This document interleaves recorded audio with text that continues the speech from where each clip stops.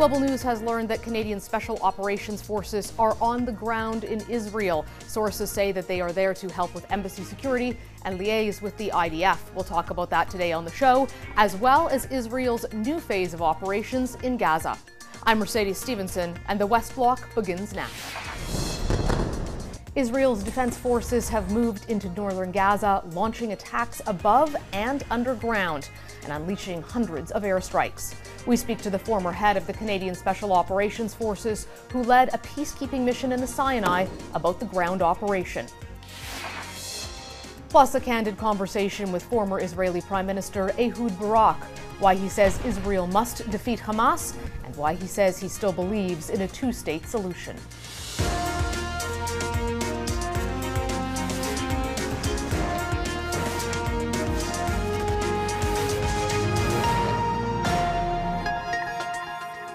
Israel has escalated its offensive in Gaza.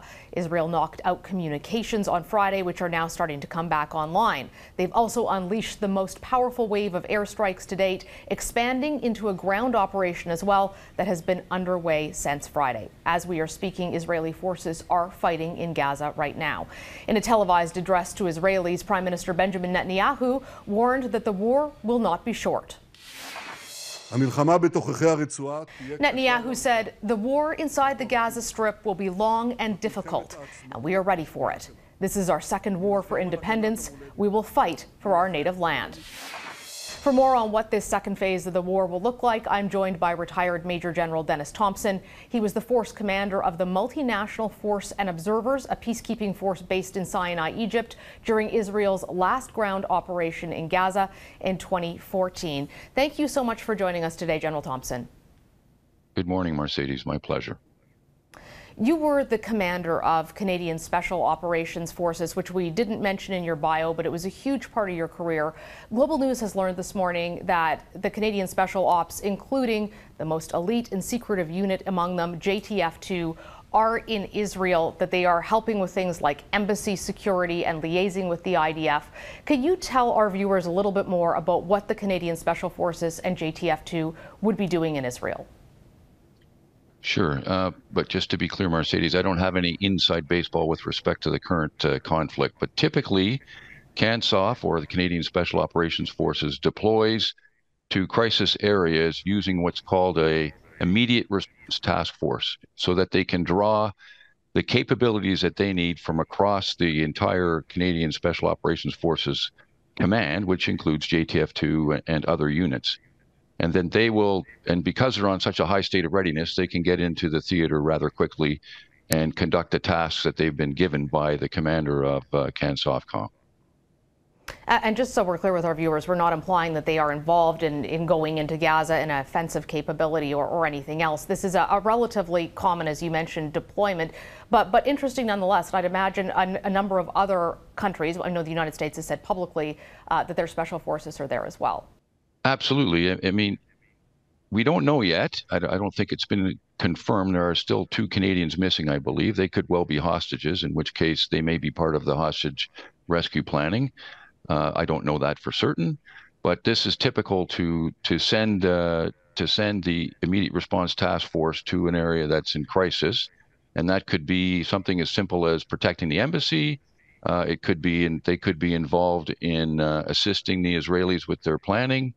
There's certainly a close relationship between Canada's Special Operations Forces and the Israeli Defense Forces SOF folks. So there's nothing surprising here, and it's pretty much par for the course. General Thompson, we heard Benjamin Netanyahu say that this is the second war for independence for Israel in his view, and that it will be a long war. What do you interpret that to mean in terms of the military campaign? Well, we've already seen it roll out. So first off, there were about 3, if I recall correctly, 3 raids into the Gaza Strip that were meant to assist in gathering intelligence and reconnaissance, etc. And then they started a couple nights ago with the full-on invasion of Gaza, and they're doing it systematically. So what they did initially, early on, before all of this, is they ordered the civilian population out, which is not exactly realistic, but they wanted Gaza City to be thinned out as much as possible, and they sent them south of the Wadi that crosses that cuts the Gaza Strip in half. And then now they're moving in and they will systematically isolate each individual neighborhood. By isolate, I mean surround by armored vehicles to make sure nothing gets in or out.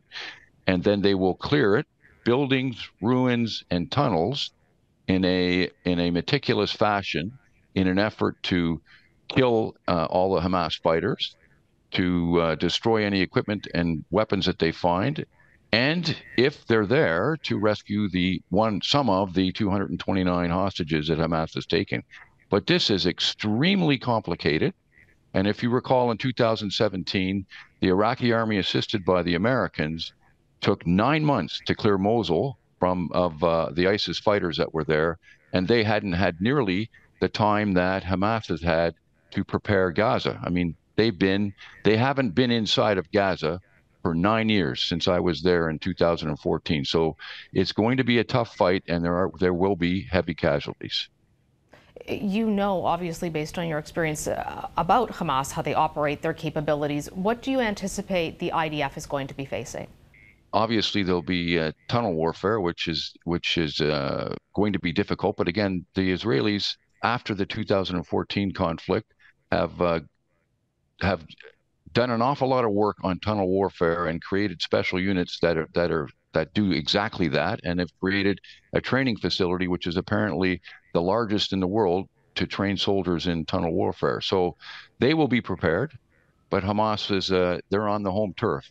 Above ground, of course, they'll be able to use their anti-tank guided weapons because they have quite a few, and they will use IEDs, improvised explosive devices, in order to disable and destroy Israeli armored vehicles, which is why, by the way, Israel, when you watch the video that they're releasing, goes in with their heaviest armored vehicles, including the Merkava 4 tank, which is almost indestructible, has an active anti-armor system, which is called the trophy system, to shoot down incoming missiles. But at the ranges we're talking about here, in a close-in urban environment, it will be extremely tough for the Israelis, and the advantage will, in some respects, be in Hamas's side. How do you fight in a tunnel? I mean, that sounds like something out of a nightmare to me. One of the principal problems is, of course, if the electricity is out and there's no lighting, it's totally dark. So if you think of a soldier in night vision goggles, he needs some light to make the image intensifier work inside of a night vision goggle. So if he doesn't have that, then he has to turn on an IR floodlight, and just to have some form of light. But if the Hamas fighter on the other side also has goggles, because of course they've been given technology from Iran and others, then he'll see that light come on. So you know, it's close quarter combat that is extremely hazardous, and you basically have to proceed quite slowly. Now, you could use, which is something that a lot of special operations forces use, dogs. So you send the dog in first, and the dog has a camera strapped to its back, and he moves through the tunnel system, and you watch the feed to see what the dog sees. But you know, that's feasible in, say, a small compound like we had in Afghanistan, but it may not be so much so inside of a tunnel system. And knowing the Israelis, they're probably going to use a lot of technology, so very small micro UAVs and possibly robots. But you know, time will tell. I have confidence that the Israelis have given this problem a lot of thought, and they will endeavor to clear these tunnels, as I mentioned, in a meticulous fashion, and do what they can to save the hostages. That's fascinating about the dogs and the robots in particular. I take it, given how meticulously you're describing them, using almost this grid movement to clear and then move on, you're not surprised there wasn't sort of the mass invasion a lot of folks were expecting when we saw the tanks all lined up along the border. Do you think that was more of a psychological operation than an intent to go in with what looked like a D-Day level of force? Well, as you recall, they mobilized over 300,000 soldiers. The last time they went in on Operation Protective Edge, they mobilized 75,000 soldiers. So it's, you know, do some quick math here. It's a fourfold increase, I suppose, in the size of their force. But I'm not. I think they're going to need all of those vehicles and all those people, because eventually they have to hold what they clear. That's always the problem in urban operations, is you can clear a building or clear a tunnel system, but then you need to post sentries, if you will, or put in place a mechanism to make sure that they're not re-infiltrated.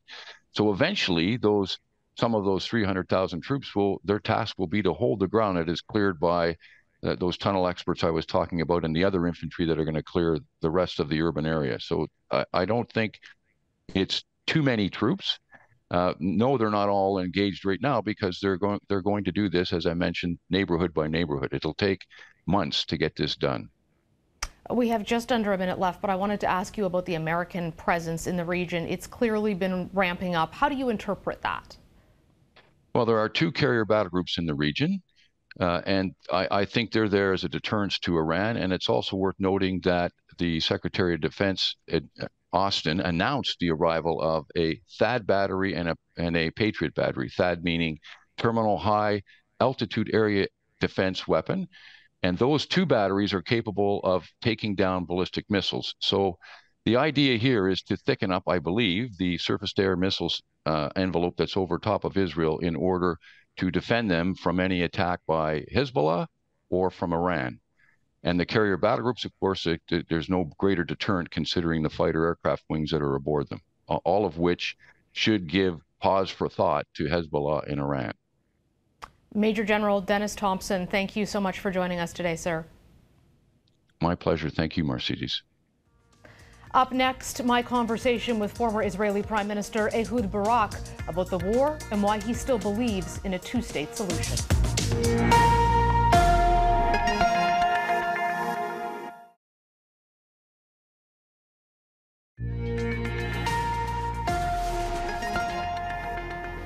Benjamin Netanyahu says Israel is fighting its second war of independence, and the goal is to eliminate Hamas. How that happens is unfolding right now in Gaza, against the backdrop of a growing chorus of calls for a humanitarian pause to help Palestinian civilians who are trapped in Gaza as Israeli airstrikes rain down. Former Israeli Prime Minister Ehud Barak is no fan of Netanyahu's, but he's united in his mission to defeat Hamas.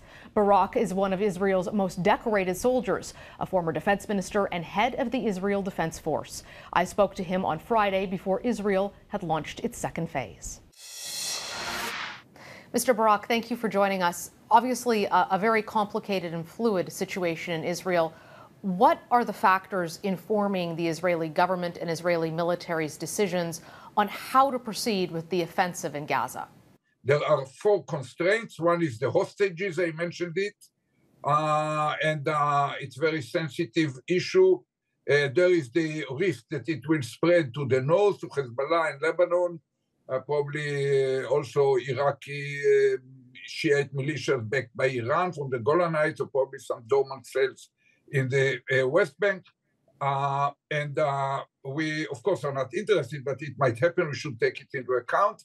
And there is the third risk, third constraint, has to do with the international law. We are committed to the international law, want to minimize the amount of civilians being hit there, and it's a great heavy constraint. And last constraint is the need to make sure we have someone to pass the torch once we ended the first stage, and let's say within 3 or 6 months, we end up with eliminating the military capability of Hamas and pushing it out of control in Gaza. We do not plan to stay there for 10 or 20 years, so we have to pass it to someone else, and that's a challenge. On the hostages, Hamas has said that they will not release them unless there is a ceasefire. Do you think that there is any possibility of that? I think that a lot of contacts are taking place now behind the scenes. Americans, Germans, I don't know, probably other nationalities, for sure, the Egyptians, the Qataris, all are trying to find a formula. We put it at the uppermost list of priorities together with defeating the military capabilities of Hamas.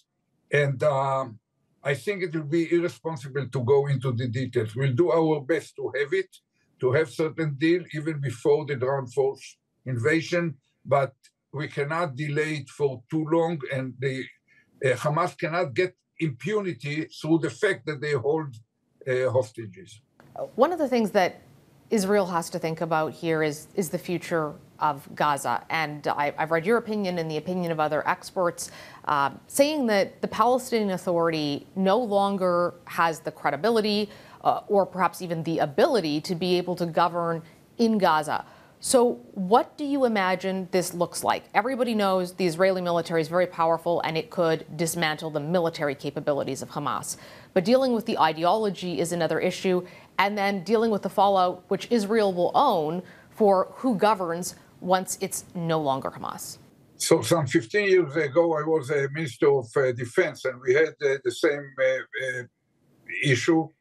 It was even easier at the time. I tried to initiate through President Mubarak and Abu Mazen the following idea that next time we have to clash with Hamas, we will take over the Gaza Strip and destroy all its military capabilities. And you, Mubarak, will arrange some multinational Arab force led by you, and you take it from us for a limited time, let's say 3 or 6 months, during which you will bring back the original internationally recognized owner of the place, which is the Palestinian Authority, and put them there. To cut a long story short, the answer of Abu Mazen was, Barak, I cannot afford coming back to power in the Gaza Strip, sitting on Israeli bayonets. So I didn't like the answer, but I understood it. But 15 years had passed, and I'm not sure that now it's impossible. We had now the Abraham Accord. We have this idea of a trilateral deal with the United States, Saudi Arabia, and Israel. It's not inconceivable to have a multinational Arab force backed probably by a UN Security Council resolution and the Arab League, financed by the Saudis and the Qataris, even paying to Egypt for this arrangement, and make it happen and strengthen the Palestinian Authority, not just by bringing back there, but by backing them for economic and civilian development of the place that Hamas could not deliver, and they, under the new situation, probably can deliver. I think that it deserves real clarification, probably behind closed door, far from the public eye, between Israel and the other neighbors, and the United States, of course. And I hope that the structure of our government, which is right-wing now and mainly believers of one-state solution, will not block it, and enough openness might be found to discuss it sincerely, hopefully before we complete the operation, and even more hopefully before we start it, but that might find to be too utopia. Do you believe a two-state solution is still possible? Yeah, I'm confident. There is old Roman saying, if you don't know which port you want to reach, no wind will take you there. I'm confident we cannot deal with it now because it's a war. We have first of all to win and to settle things more quiet after removing the Hamas. Only then we can start to think of it. But the objective, the vision should be two-state solution, and it's common to the Americans and to all our neighbors. And I hope that this kind of axis of moderation and tolerance that is led by the United States, having the Egyptians, the Israeli Jordanians, probably the Emiratis and Saudi Arabians, and in a certain way the Qataris, that this axis is capable of taking over the other axis led by Iran with the Hezbollah in Lebanon, Hamas in the Gaza Strip, and probably some Iraqis, militias backed by Iran in Syria and Iraq, and even the Houthis in Yemen. I think that we are on the better side of history and the real needs of the region, and I hope that we will be able to implement it in the future. But I repeat it, only after winning this war. There will be no normal life in the region if Hamas can stay in power after such a crime against humanity, a kind of a Daesh-like barbarian slaughtering of innocent civilians. The U.S. struck a couple of sites in Syria after attacks on American soldiers, and a lot of analysts are saying that indicates the U.S. is showing they are willing to engage. They're serious. There's concern about this spreading to the United States or to Iran, and of course Iran backs Hezbollah and Hamas. What is your sense of whether Iran is interested in a broader regional war or containing this and keeping it limited? I think Iran is behind the strategy to surround Israel with hostile players, which I mentioned earlier, and create a kind of synchronized or organized attrition campaign against Israel. I think that, we are strong, and if it is imposed upon us, we have to win and overall this group. But Iran is behind it. Having said that, the American presence right now is probably a good deterrence to Iran from prodding the Hezbollah to intervene in the whole option. It's even a direct deterrence to the Hezbollah in Lebanon, and certain deterrence, but also assurance to the Lebanese government that the United States also think of them, that it will try not to allow the destruction of Lebanon, even if we have to hit on the Hezbollah. Former Israeli Prime Minister Ehud Barak, thank you so much for joining us today, sir. Thank you. Up next, Prime Minister Justin Trudeau does a backflip on his carbon tax policy, but only for some Canadians.